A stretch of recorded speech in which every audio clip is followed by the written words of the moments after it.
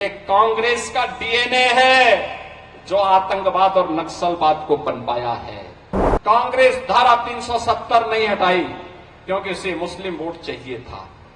कांग्रेस जाति, मत और पंथ के आधार पर, संप्रदाय के आधार पर देश को बांटने वाली पार्टी है। क्षेत्र और भाषा के आधार पर देश को बांटने वाली पार्टी है। आम आदमी पार्टी है जो जेल और बेल के चक्कर में ही अभी पड़े हुए हैं। 370 के खिलाफ सबसे पहले आवाज उठाई थी भारतीय जनसंघ ने। डॉक्टर श्यामा प्रसाद मुखर्जी जी के नेतृत्व में नारा बुलंद हुआ था, एक देश में दो प्रधान, दो निशान और दो विधान नहीं चलेंगे, नहीं चलेंगे। और डॉक्टर श्यामा प्रसाद मुखर्जी के उस सपने को साकार किया है प्रधानमंत्री मोदी जी ने। कश्मीर में धारा 370 को हमेशा के लिए समाप्त करके आतंकवाद की ताबूत पर अंतिम कील ठोकने का काम किया है। आतंकवाद अब अपनी अंतिम श्वास ले रहा है। यह आतंकवाद और उग्रवाद को पनपाया किसने? ये कांग्रेस का डीएनए है जो आतंकवाद और नक्सलवाद को पनपाया। लेकिन भारतीय जनता पार्टी उसका सफाया कर रही है, पूरी तरह सफाया कर रही है। बहनों और भाइयों, मैं आपसे यही कहने के लिए आया हूं, कांग्रेस धारा 370 नहीं हटाई क्योंकि उसे मुस्लिम वोट चाहिए था। कांग्रेस जाति, मत और पंथ के आधार पर, संप्रदाय के आधार पर देश को बांटने वाली पार्टी है। क्षेत्र और भाषा के आधार पर देश को बांटने वाली पार्टी है। आपने राहुल गांधी का कार्य देखा होगा।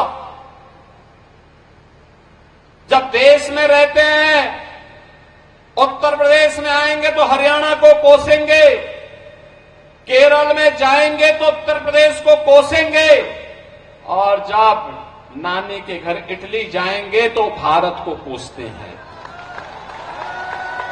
देश में संकट आता है तो इनको नानी याद आती है, तब भारत की 140 करोड़ जनता जनार्दन याद नहीं आती है। बहनों और भाइयों, एक और देश के खिलाफ इतना शत्रुता का भाव रखने वाली कांग्रेस है।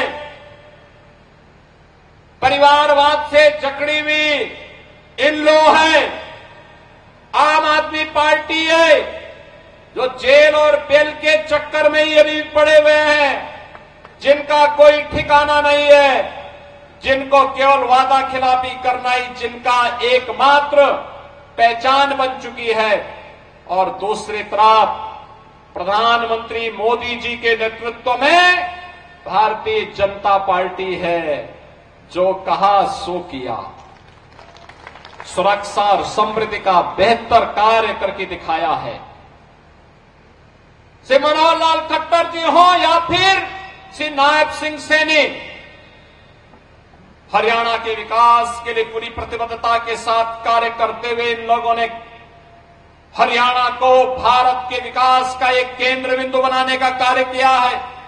अभी मैं आया हूं यहां पे, सबसे पहले मैंने यहां देखा है, जैसे ही मैं सोनीपत में आया, यहां पे इस राई में आया हूं, मुझे यहां के स्पोर्ट्स यूनिवर्सिटी के दर्शन हुए। स्पोर्ट्स यूनिवर्सिटी, देश के अंदर 3 स्पोर्ट्स यूनिवर्सिटी बन रही है, एक हरियाणा में और एक हम यूपी में बना रहे हैं।